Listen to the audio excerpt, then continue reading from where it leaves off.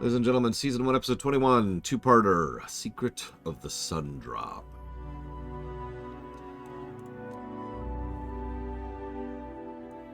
Let's go through this in order. Let's not get ahead of ourselves. There's a lot of ways I can get ahead of myself. So first we have the birthday celebration. That's our 5th event for this show so far. That shows that this is now 1 year since the events of the movie. Cool, I like that. As usual, one season almost always equals 1 year when it comes to television. It is, in fact, the unusualness when that is not true. We also have one event every month. I mean, that actually makes a bit of sense. 12 events in a year isn't really that much when you think about it. And we have more holidays than that in real life, so... Anyways, whoa! Everything's cool. Everything's cool. Everything's fine, I think. We're still recording? We're still recording. Okay, cool. Today on the Professor's Studies, or the Provo... No, I was literally... This is not actually a joke. I was literally in the middle of typing up my notes about how fixated she was on treason again when Ross made fun of me in Discord for fixating on the treason thing. And that's fair enough. I suppose the problem I really have is I'm trying to give reasons for why this isn't working for me. And ironically, I think Mr. Red actually hit the nail on the head here. The problem here is that they're the good guys. Now that's fine. Having a character who's just, they're the good guys can work. In fact, frankly, I would argue we need more of that in fiction. I like a good morally gray protagonist as much as the next person, but I feel like, especially in the last, I'd say about 30 years at this point, there, at least here in the States, there's been a little bit too much of a fixation on making sure that every protagonist has a dark and troubled past, who, like, has issues and barely has... Blah, blah, blah, blah, blah. You know the thing. You know the thing. It's nice to just have someone who's a good guy. Or gal, or in between, or whatever, right? Yeah, exactly. Rapunzel is just a legitimately good person, and that's fine, and that's awesome. However, the problem isn't with Rapunzel. The problem is that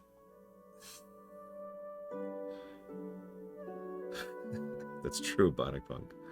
The problem here is that I feel as I'm staring at the show that I see something one step away from being really, really great that isn't. I've already mentioned and given some of my evidence that I think that we can lay a lot of this on Chris Sonnenberg in particular. But what it feels like, and this is what Mr. Red said earlier, is they keep having characters who are designated good characters, but they're not showing that. Instead, what we have is the Archer thing, or the Janeway thing. You know, they're right, capital R, the end. And it's frustrating, regardless of which character is right, because for those of you who are not familiar with that trope, allow me to elaborate. The concept of such and such is right, capital R, is it's someone who is right despite all reason and reality. The universe itself, the setting, restructures itself around logic to make that character, capital R, right. And, yeah, the Star Child. The Star Child is an interesting example of this concept. Star Trek has way too much of this in far too many shows. Yeah, there's too many sequences where this should have gone, where they didn't bother to actually do their work, or do their development, or show their depth, or show their complexity in order to try and establish why things are the way they are. Instead, they're just right. And that's not even something I'm painting Rapunzel herself with, because for the most part, she's fine. She does get painted with this brush, too, a little bit. Because you could tell they just wanted to go this way with it. And everyone else just kind of gets smattered with this brush constantly. The most obvious examples are the King and Queen. But we do see a little bit of this on Eugene and even Cassandra. Yeah, Varian being a villain, Varian actually makes a really great villain. In fact, I'm kind of shocked and frankly a little bit disappointed that we didn't get more of this. because he's a fantastic, interesting, in-depth villain. But his arc to villainy is just, what? I'm getting a little bit ahead of myself, of course. The whole point I keep trying to wrap my head around here, something that was mentioned. I was going to mention this later, although... Blade Tavall said something, and I'm going to pull it up word for word on the Discord here. Blade Tavall said, and I quote, "I guess the problem I had was that you seemed to indicate on stream that the only way for this show to be good would be if they went with making the father the antagonist and had him essentially force his daughter to relive the trauma of another parental figure trying to cage her. Funny in hindsight, but moving on. That's some dark stuff, especially for a show that's targeted at children. I feel like there are plenty of other directions it could have taken that would still be well written without delving into that. And I agree with you completely." This is why I said I wanted to address this on camera. Because what I meant, and obviously failed miserably to convey, was that if this show was allowed to be the quality of show that it frankly should be, then they could have done a story like that. Like that. A story with that level of depth, a story with that level of complexity, a story with that level of quality. Anybody who knows me, especially when it comes to my game stuff, knows that what I care about more than literally anything else, whether it's on the gameplay axis or the story axis, is quality.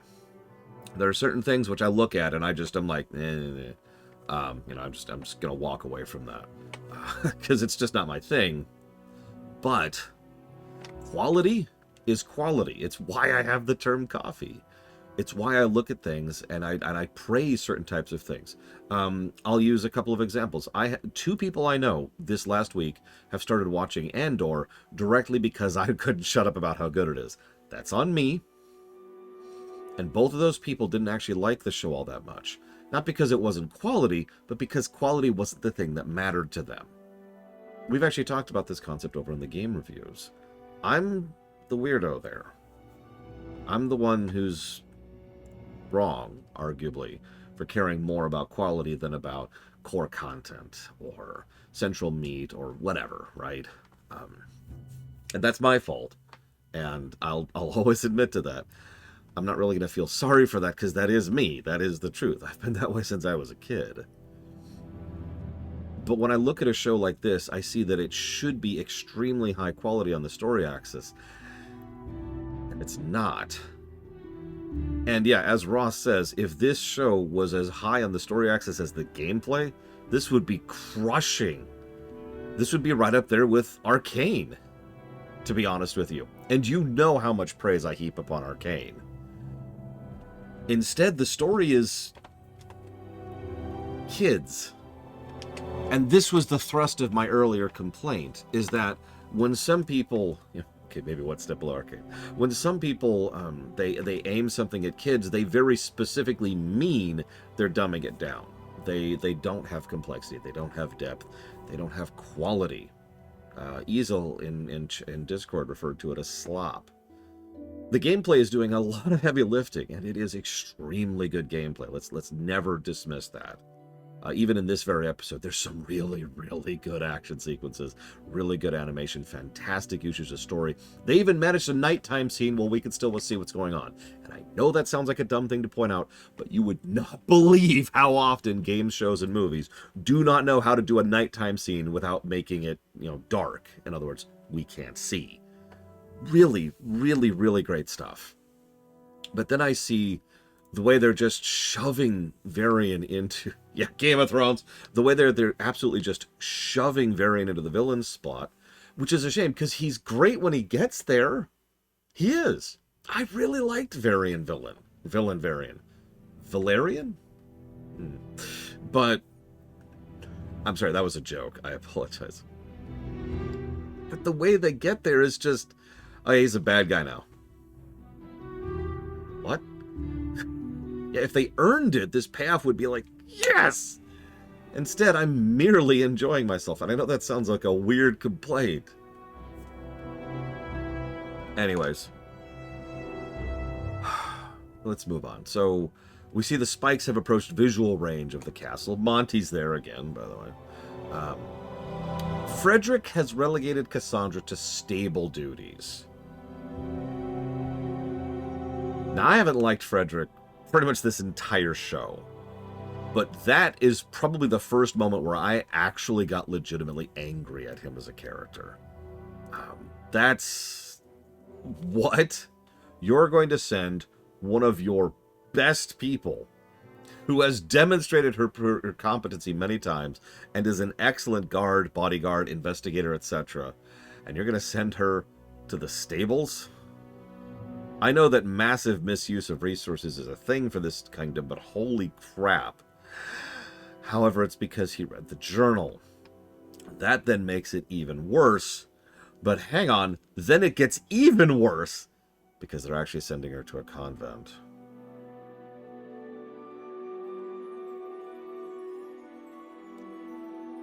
I have a question for you.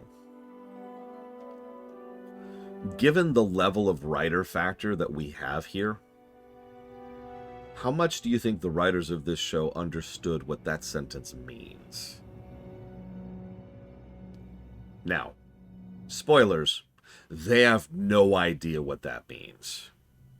Because there's even this little tidbit where the guard captain, her father, adopted father, flat out says, don't worry, once things blow down, we'll re-examine the situation. Because that's not how that works.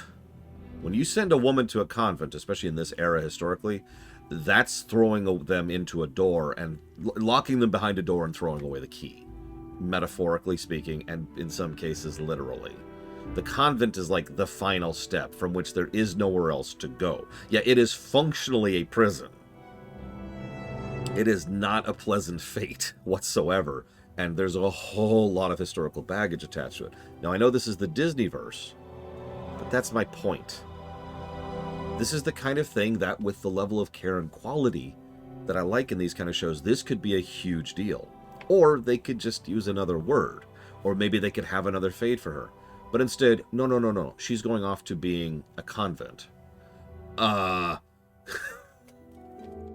it's like the prison barge earlier. I don't think they really thought about what that sentence meant. They just said it because it sounds serious. Because sending a woman to a convent is actually a phrase that usually just means getting rid of someone. It's not really used in common parlance, but that is a phrase that's been used in English several times. And that's it. If this was, I'm being sent off for the year, or maybe I'm being sent to study for a while, or I'm being given my early sabbatical, or something. There's like a dozen other ways they could have done this, but instead, they say they're sending her to a convent. Yeah, maybe like being sent to a military school. Like, you get it, right? And that's my overall point with the quality thing I mentioned earlier. I hate to keep going down this particular rabbit hole. And yeah, the father was clearly not super okay with it, although also not really fighting against it. I'll come back to her father in a minute, by the way. Although she did mention that you have disappointed me, Dad. Put a pin in that. So there's a mech attack. First villainous act, by the way. I've been keeping track. So he's there and he's distracting. Okay, cool. I do like the visible programming and the fact that it's straight up magic. Although I do wonder how he gets so many of these damn things. Then Shorty shows up. Go away, Shorty. Thank you. Now, if you'll forgive me, can I read my notes here word for word? Is that okay? Usually I don't do that. Because it's all shorthand, right? So I wrote down a quote. Frederick says to Rapunzel, more important than anything at all is your safety. Yeah, lines up arc. Oh God, locked in tower. Is exactly what I typed up there. Again, I type in shorthand. That last part was in all caps, by the way. So to answer Lene Ruth, and probably everyone from earlier, no, I didn't know that was going to be a thing. I was joking, show. Like, the whole reason I was bringing that up was that would be, like, even in my version of antagonist Frederick, that would not be something he would do. Maybe something he would try to do. Maybe. At the absolute high end. But, like, there's no way.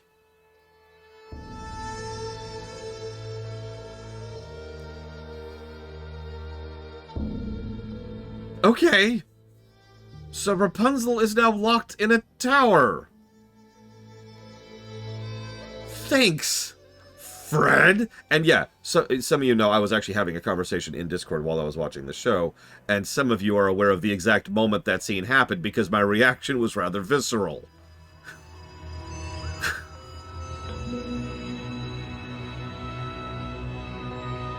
So, you must trust that I have no choice. I'll do whatever I must to keep Rapunzel from harm. It's which Justine says, yeah, so will I. Nice little moment there. It's in Lore Runner feedback. Okay, so he locked her in a tower. That's...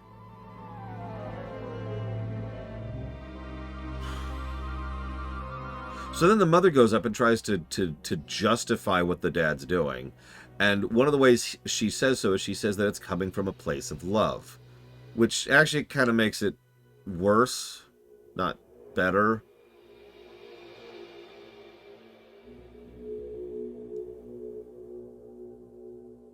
Why are all the fathers terrible in this show? Because they all are.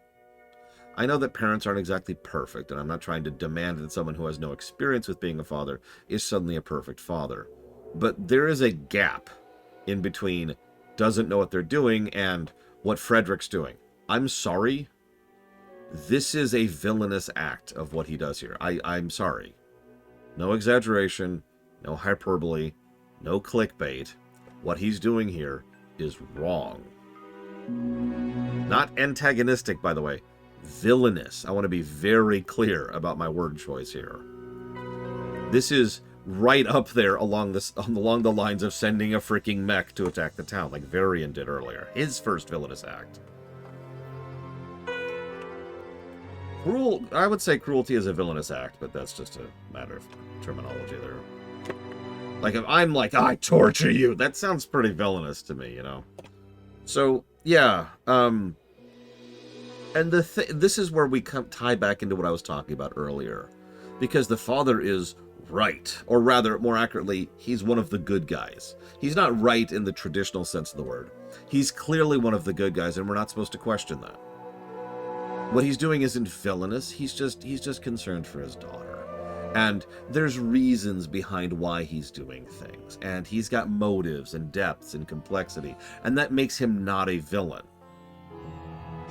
Which demonstrates a fundamental lack of understanding of what makes a villain.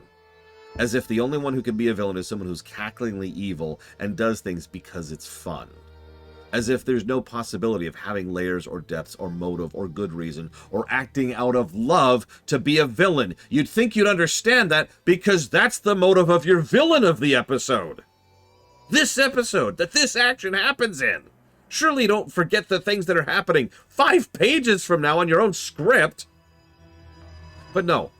At all points, Frederick is portrayed as a positive source, and Varian is portrayed in a firmly negative source. In a quality show, I keep sounding like I'm saying this show sucks. I'm not. But in a show with higher quality, let's try to be as fundamentally clear about my word choice as I can here.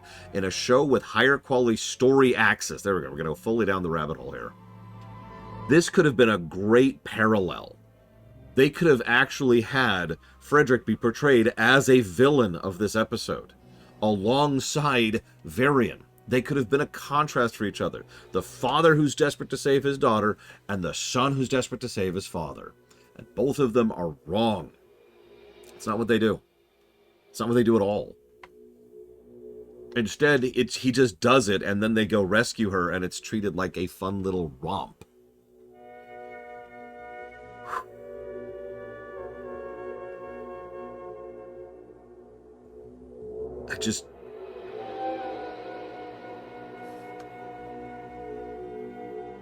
And then we have a song. I barely remembered it. It was a clip show song. Did you catch that? We actually talked before about how you do a bottle show in animations. This is how you do that. You use animation. Sure, bloke. Sure, agree to disagree. So the escape sequence happens. It is cool. You know, Lance is the distraction. Cassandra understands the operation of artillery. The crew each helps. Shorty continues to be terrible. We came this close to Shorty dying. This close. So they all go and they Looney Tunes their way out, and I'm with it. Okay, good gameplay access as usual. But then the big villain, the Varian, shows up, and I like his lines of dialogue. Obviously, they're just there to distract them, but he specifically says, "Your king has lied to you and vilified me." Yes, that is literally true. Remember, he attacked Rapunzel, which is a lie, of course, that's the vilification, and nothing's going on with the stones. He even admits later on in this very same episode that he was just expecting everyone to ignore the stones like he did. Okay. Let's see. The key to stopping this destruction is Rapunzel herself. Yes, that is also true as things shows up. I have asked for help and been ignored. Yep, that continues to be true. But then he does something wrong. He goes and he kidnaps the queen and messes with his poor raccoon. This then leads to the guard captain being injured, and Cassandra rushes up and says, "Dad, I've never been disappointed in you." Oh, hey, here's that pin we put in earlier. Do you remember this pin? Please remember that Cassandra has had no scenes interacting with her father in between this pin and now. These are directly connected. So from her perspective, "I'm disappointed in you, Dad. But now he's injured. Oh, I've never been disappointed in you, Dad." And it's so cheap. It's so cheap. I'm sorry for sounding angry, but it's starting to piss me off a bit how much this episode is spitting in my face because it's so cheap. It's just there because he's injured. "Oh, no, I was never disappointed in you. I know you were going to send me off into a convent, and I know you were just going to go along with it and everything, and I know that you were like, had no idea what you were doing." But it's just like, what? Moving on.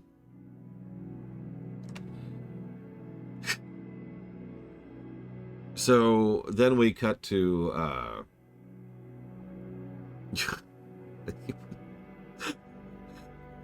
then we get to Varian. What do you? I like Varian's overall approach and how he's trying to deal with this, and I'll come back to that in a second. We're not at the song quite yet, but we are up to Ariana tries to reach out to Varian and says, "What are you going to do after you free your father?" He says, "After I free my father, you will all pay."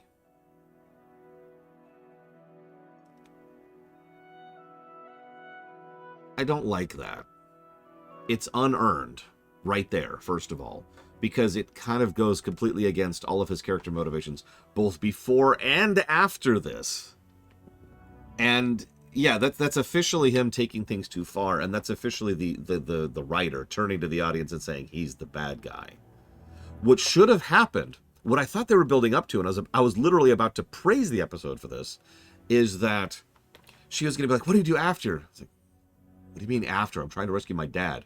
But what happens after you rescue him? And have him just be stunned for a second, like, he's 14. He's desperate, he's scared, and he's been very emotionally distraught lately. He's not thinking about after. That's the point. Yeah, he just looks at her and just doesn't say anything. That would have worked so much better to emphasize that he's just trying to rescue his dad, and the rest of this is all just slowly being shoved away. And as he gets pushed further and further away from the only thing he's trying to do, it just gets more and more frustrating. He's willing to go more and more severe and extreme measures just to make this thing work. And once again, it lines up with the direct parallel between her father. As he fails more and more to accomplish the only thing he's trying to do, he gets more and more desperate to do so, making things worse. But instead, they will pay. Whatever. So, this then leads to the king being like, "Yeah, this is all my fault." Yeah. So we find out that Kieran actually warned the king about removing the Sundroke, and I've known about these black rocks all along. Why do they keep calling them black rocks? In my notes, I either call them thorns or spikes, but they keep calling them rocks. They're very... It's okay, whatever. And then he gives the thing where he's like, "I ignored them. Maybe the problem would go away, and I expected everyone else to do the same." And I hate this scene. I'm sorry to keep bashing how bad of a character Frederick is, but he's such a bad character. He has been slowly getting worse and worse the entire show. part of the reason that I mentioned my comment about him becoming the antagonist is he kind of already is. He is an obstacle. And yet and this is what I talked about earlier about the king is right. Because for some reason, the show keeps trying to convince me that Frederick's part of the good guys, and I don't buy it. I decided to just ignore the problem, hoping that it would go away, is not the actions of a good guy. And yet this whole scene, which is him confessing his villainous acts, is treated as if it's the, don't worry, Dad, I know you're just a great father all along. That's actually a thing she says. Huh? So then he gives a very, and I mean very generic speech about how they're going to be able to go and defeat Varian. Sure. And then there's Shorty. Please get off my screen. Then we have the good song. And this is the best song of the show so far right here. This is fantastic. This is an ensemble song, which I tend to like in general. And it's a very, very good payoff song, which doesn't have the buildup it needs. But it is still a good payoff song. Jordan is a solid singer. Holy crap. Cassandra's ready to stand up and become leader of the guard, something that's been built up for pretty much the whole thing, so I'll give you that one. Rapunzel's ready, Eugene's ready, the dad's like, I'm ready. And of course, Varian, the one who actually starts the whole thing, I'm ready. I need to go download this song, because this is a damn good song, and I will freely admit, the animation, the music, the presentation, all of this is really cool. And yeah, I love the fact that Eugene is the first one to have Cassandra's back. Of course he does. This is good stuff. This is good stuff. I feel silly doing such a short mention of it. And yeah, so it's funny you say that, Linnea Ruth. How many of you know that Mr. Sonneberg, the asshole, has gone out of his way more than once to defend the actions of King Frederick and Kieran in this show by saying they were good fathers. And yeah, they do some questionable things, but it came from a perspective of love. And basically defending them as good parents by directly comparing them to himself and his relationship with his daughter. This is not something I'm making up. Now, the way he phrases it is a little bit less on the nose than what I just summarized to you. And you can, I'll give you a link, because I linked it in Discord as well. So you can determine whatever,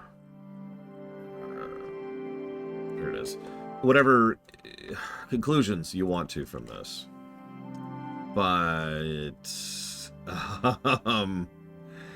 this made me recoil just a little bit and go, okay, maybe maybe Linnea is right. Let's just put it that way. Because one of the biggest problems with the character being right, capital R right, is the fact that it's almost always a form of author self-insert.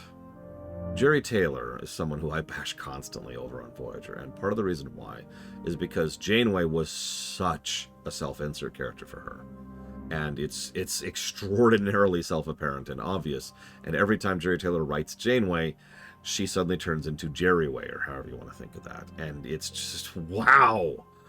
And so, if we're thinking about Frederick as for a disgustingly long time, it took forever for Janeway to get away from that. If we're looking at this show and Frederick as a self-insert, and Kieran, by the way, as a self-insert for Chris Sonneberg, moving on. So, scroll down a little bit here. Nice bookend. Glue bombs. That's cool. I like how, other than the, you'll all pay. I already talked about that. I like how he is a villain. I like his actual time as a villain. I do. It's actually great.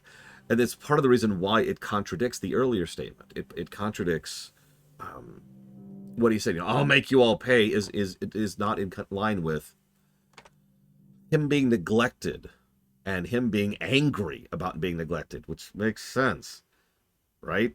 Yeah, the lead up bothers me, but the payoff is fantastic. Oh, now you care about what I want. All it took was threatening the things you care about most. Like, there's just enough disdain in that, and it says so much. And he's got a bit of a typical mad scientist vibe, and that is a classic for a reason. He's got some interesting depth to him. He's got some interesting sympathy to him. As usual, and I talked about this constantly, more depth and sympathy does not make a character less villainous. Different lanes, right? Different gradients, different category. You can have a very sympathetic villainous person. Hell, we just had that with Silco over in Arcane, arguably. You could still have someone be a complete monster and actually have layers and depth and complexity. It's something that an extraordinary number of people do not seem to understand. And yet they seem to kind of nail it here with Varian, because he is rather sympathetic and understandable and fleshed out and villainous. And there's this wonderful bit, yeah, Andor was filled with monsters. There's this wonderful bit where he's going to do the thing, and she says, whatever happens to me, please let my mother go. And his response is, I can't make any promises. And he tries to drill the thing. I want to give so much praise to the actor. I didn't write down all his dialogue, but it doesn't work. Why? I don't understand. Why doesn't it work? I don't understand why it's not working. I studied this. I'm not wrong. I'm not wrong. I wasn't wrong. This should be working. And the franticness of that is fantastic, because it's the only bit of payoff that was properly built up to. Remember, the best scene in Queen for a Day was Varian coming and rushing to her for help. The child rushing to the adult. You've got to have all the answers because you're connected to all this. And yeah, at no point in time has he considered any of the layers of this. He doesn't realize how little of the situation he understands or knows. He just said, please come help. Please come make things better.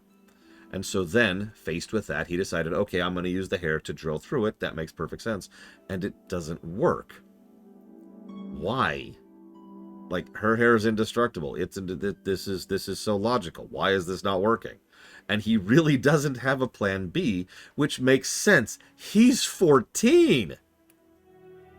This kid is someone who has never really had the time or effort to properly process or plan or come up with any other options. He hasn't even had a chance to study this yet.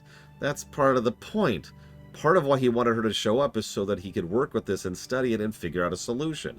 Instead, he had to figure out a solution without evidence, without backing, without research, without tangible anything. So he was just speculating.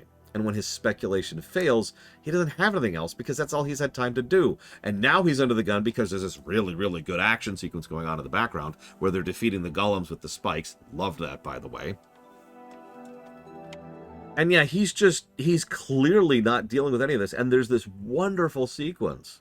And yeah, all of it's right there. His dad's right there reminding him of how much of a failure he is. This is great. Forgive me.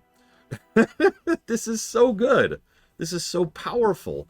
And then he just turns and he looks at her and it's your fault. It's her fault. If I can't have a happy ending, then neither can you. And that's actually powerful.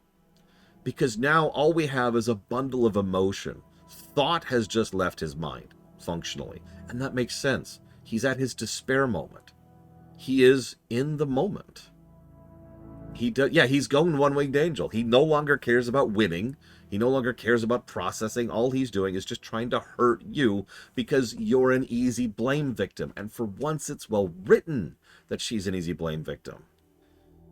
And so as he's pushed down this despair spiral, that then leads to her being freaking awesome as she finds out that she can actually control the spikes and use the spikes and turn into a lurker from StarCraft in order to just kind of fight back against him. And, well, it's not quite as cool as the earlier fight. The fight between her and the mech is actually pretty legit.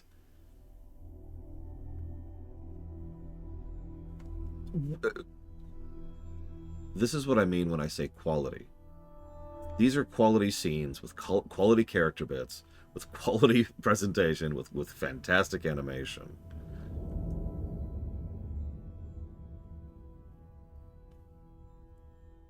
Also, the spikes smash through the wall and literally form a pathway.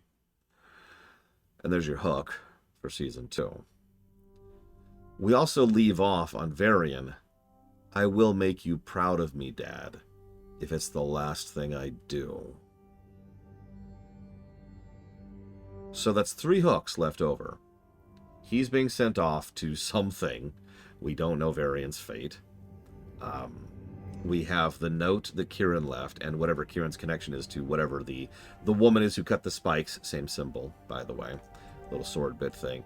And we have the pathway leading through the wall and out beyond the borders of Corona. Cut to credits.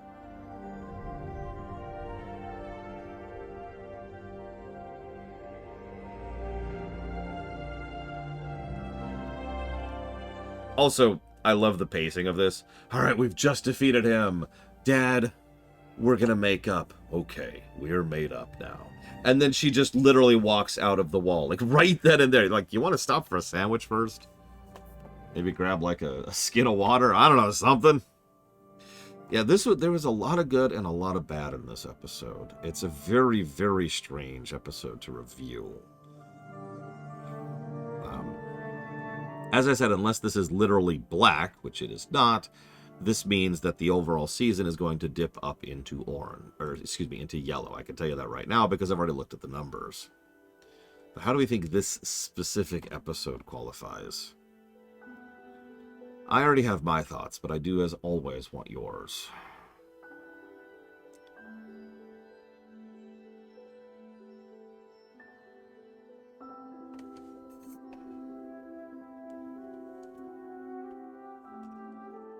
Yeah, very yo-yo symbol episode, or hey episode if you prefer.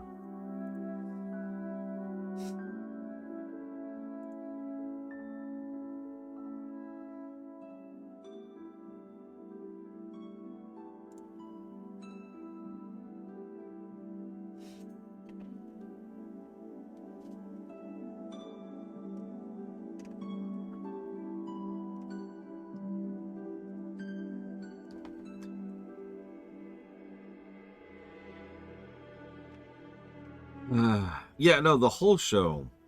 If I could talk about season 1.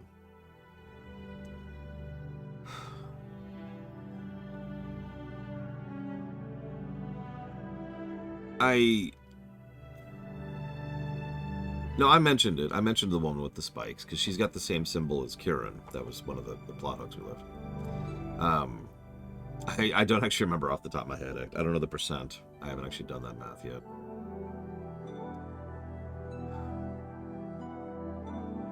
Yeah, no, Queen for a Day was better than this. I'm sorry. I'm just going to say that flatly.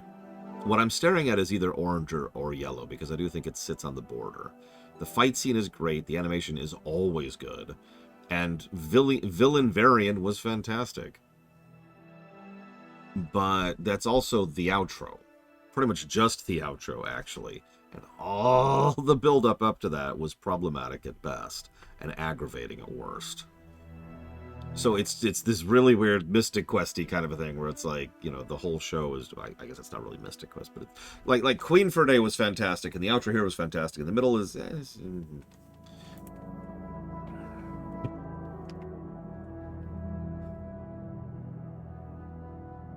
Yeah, some good hooks, too. I look forward to seeing Varian in season 2.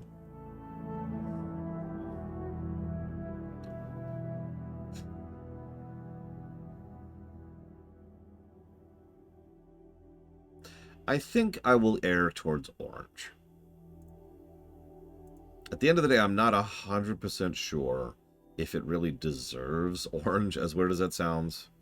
But at the very least, it's close enough to orange that I think we're just going to give it that. Yeah, it's definitely low orange, but low orange is still orange. And again, that outro was really, really good. And I have to admit, at least part of my aggravation there was from the fact that they're never going to follow through on this, right? Like, it's just going to be like, and okay, moving on. Instead, we're going to go to Season 2, which I have no idea what they're going to do in Season 2. I only know one thing about Season 2, and I've already told you it. So, that gives us a 44.7% for Season 1. That is yellow, as previously described. It's actually low yellow, to be honest with you, but it is still yellow. And let's talk about the first season as a whole. Yeah, look, very much so. Obviously, this episode has pissed me off. Excuse me. This show has pissed me off several times. We almost had a full rainbow.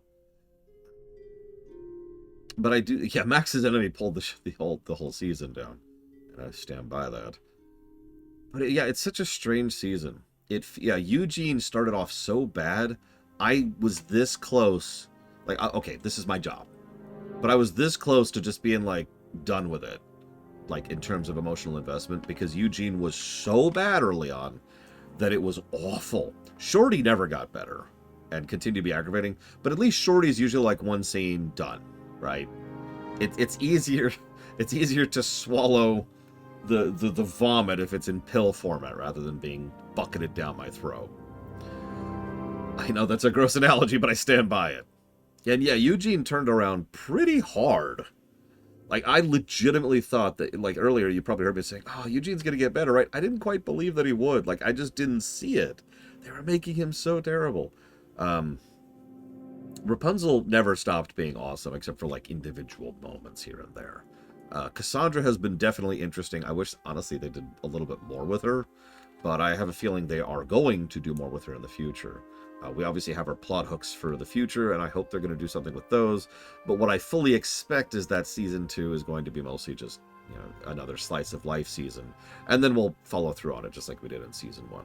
I do think Season 1's main plot was too rushed. The pacing is off. The main plot doesn't even start until Queen for a Day. And then that's cool. They did some interesting stuff with it.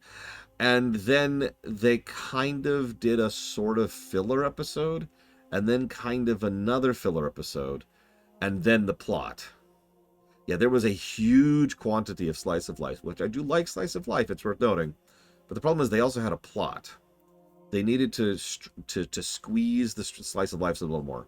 And stretch the main plot a little bit more. Or yeah, sprinkle the main plot throughout the season. Something that a lot of shows know how to do. Enterprise did this even. Is they'll have the main plot in the background. Like 1 or 2 or 3 scenes in an otherwise unfocused episode. Focusing on the plot. Focusing on moving forward threads, right? Background arcs is what I usually call that. And we could have had some development of what's going on in the background this whole time. And yeah, they kind of wasted Varian. Like, Varian was awesome in the outro of this episode. And only showed up in the previous episode. 2 episodes to develop him as a villain. That's not great, right? This is what I mean by pacing. I feel like the pacing of Season 1 is absolutely all over the place. And with a little bit of rejiggering and restructuring, this would have worked great. Keep your slice of life focus. Keep your development background, flesh out Varian more of a character, maybe have more reason for characters to actually, you know, push him down his line, smooth out Varian's descent to villainy. I do like him as villain. Let's keep him as a villain. I'm with that. But, like, to smooth over his descent so him being a villain makes a little bit more sense, and there's more backing and reasoning for it. Build up the spikes a little bit more, maybe make Frederick less of a horrible person, or conversely make Frederick more of a horrible person and actually lean into it. Either way works. As long as you commit. Yeah, more failures. Show his process. Show his inability to understand that he doesn't know what he's talking about. Maybe have his desperation for validity actually lead him to pushing even more extremes, which makes things go even worse and starts messing up the town. Maybe the reason the spikes started really destroying the town is specific because of something Varian did. And when confronted with that by his father, his first thought is no, it can't possibly have been me. I've got this. I just need to do this. And then maybe have a thing where that's the last real conversation he has with his father before his father gets shoved into Crystal. So the last memory, the last interaction he has with his father is him yelling at his father, thus giving him more motivation to desperately get him out. And you get it, right? Yeah, no, we only had the 2, Luke. Fair enough, Lord Harriman. I agree with you completely. Yeah, have the show acknowledge how terrible a person his Frederick is, or make him a better person. I am fine with him being a good king and a good father. Or even like a bumbling father who was a well-meaning father. I'm sorry, King Frederick's a villain. I'm not walking back from that. He locked his daughter, he locked Rapunzel, let's be very clear about this, in a tower for her own safety, to keep her safe from the world. You cannot tell me that nobody involved in this did not process what that means. Yeah, seriously, father knows best. I mean, oh my god.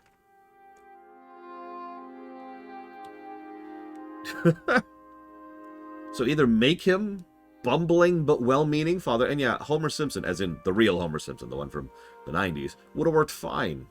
It's fine that he's not a particularly good father. That makes sense. He has no practice in it. But don't make him this. Or let the show acknowledge that he is this. Pick a lane. Pick a lane. I don't care which. Actually, I was thinking of the one who had to go back and beg for his job at the plant that he hates, Bionic Punk, in order to be able to afford taking care of his newly born daughter. That Homer Simpson. You know, classic Homer Simpson. The everyman. Who is not very smart, but is nevertheless someone who very much does care about his wife and his kids, and is just trying to do his best without really having a lot of tools at his disposal. Homer was Flanderized over and over and over until he became such a caricature of himself. But anyways. Point being, Season 1 is a very, very mixed bag, but definitely leaning towards positive. If I could show my work a little bit here. We look at Season 1, you know, yellow, green, green, green, yellow, blue, yellow, green, green, yellow, orange, orange, orange, green, black, blue, red, yellow, yellow, yellow, yellow, orange. That's a solid first season. And 44.7%, higher number is better, is actually really good for a first season of a show. For a bit of perspective, The Mandalorian, which is, you know, a decent show, got a 55% for 2 seasons. Cyberpunk Edgerunners got 56. Clone Wars, just season 7, got 65. And you probably think, oh, those are pretty high numbers. Yeah, TNG season 1 got a 19%. Voyager season 1 got a 37. And I should mention, 37% is actually pretty high for a first season.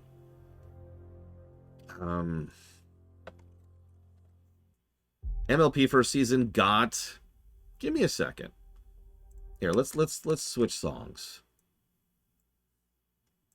Give me a moment. 5, 6. Yeah, no, I haven't actually done this. I wasn't doing this back then. So I have all the data. I have all of the episodes, and all the episodes are reviewed, but I haven't actually sat down and part and parceled it up. Oh yeah, like season 1 of Clone Wars, that's going to be low green. Possibly blue. Would not... I have music playing. Play.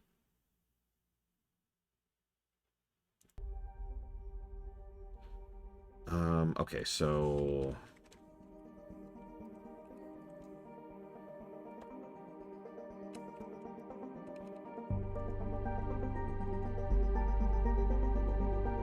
So 26 episodes in season 1. Yeah, y'all always giving me more work. That's all my life is. Okay, so 26. Someone remember that number, please. It's a pretty standard number, so that should be easy to remember.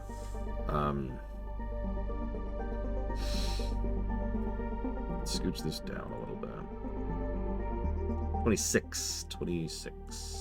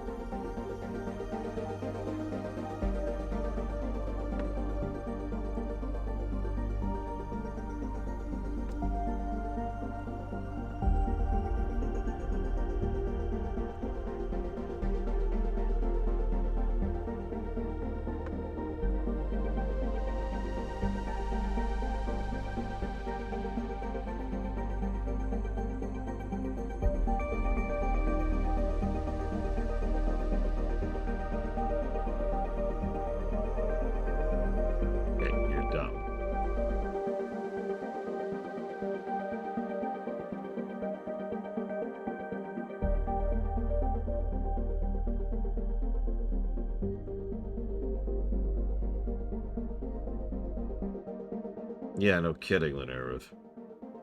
I'm with you, really. Like, I, I'm probably taking this harder than some people would because I've dealt with abusive parents in my life. Emotionally abusive parents, obviously. But,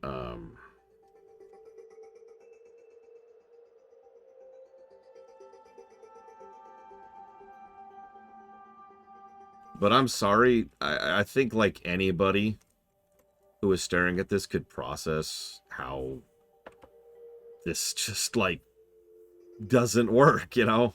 Okay, so MLP Season 1 was actually pretty good. I'm surprised. It was 52.56%. Remember, higher number is better. That does actually put it slightly above Tangled. Not as much above. That puts it... that keeps it in the same range. Yellow. So that means MLP Season 1 was yellow, just like Tangled Season 1 was. And that makes sense, because if we look at MLP Season 1 was actually pretty average. I mean, look at the numbers. We got 1 blue, 5 greens, 11 yellows, 7 oranges, 2 reds. Yeah, no blacks, no purples. Just kind of down the middle there. Right in the middle.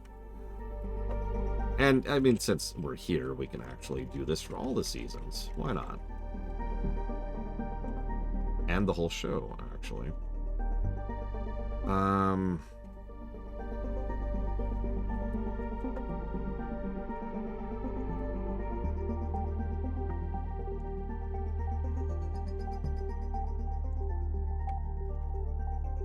It's like it's 26s across the board.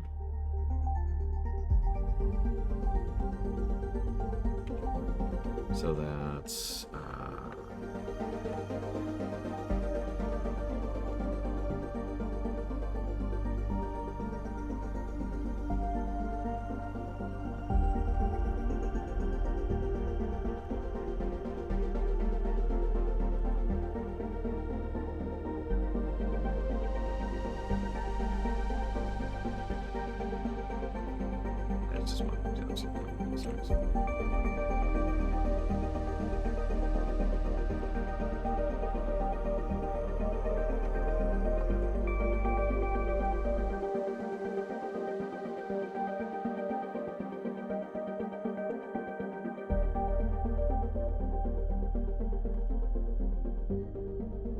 This needs to go down to 40. Sorry this is taking so long. I know nobody actually cares.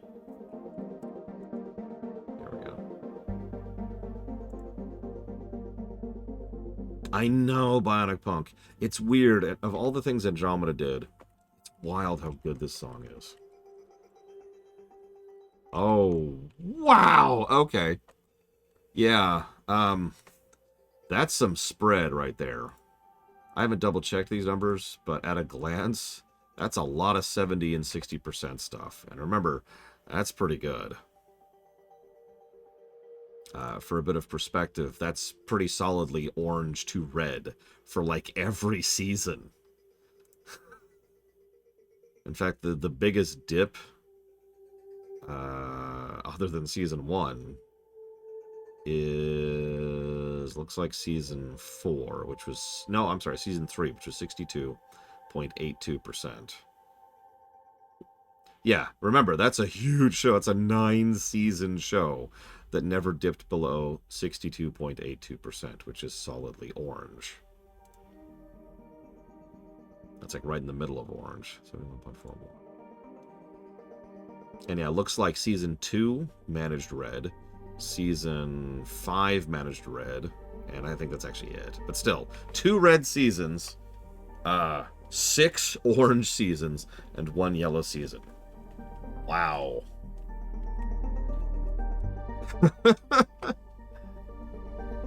That's actually crazy. Andor was 90%. I'm sorry, Andor and Arcane are such freaks of nature that it's almost unworthy to even mention them. Because, yeah, Andor... hang on. Andor was 94%, and Arcane is 91%. Yeah, that's the ceiling right there. Those are the ceiling right up there. I'll tell you this, I don't think any Trek show is going to come close to MLP in terms of that sheer level of quality across that much quantity. Anyways, I'm going to take a brief break. I do need to eat lunch after all. And yeah, we're going to go ahead and we're going to jump right into Season 2 with, let's see, where are we at? With Season 2, Episode 1, Beyond the Corona Walls, where we'll get our payoff of all that Varian buildup. I wonder if Frederick will be a bad father in this season.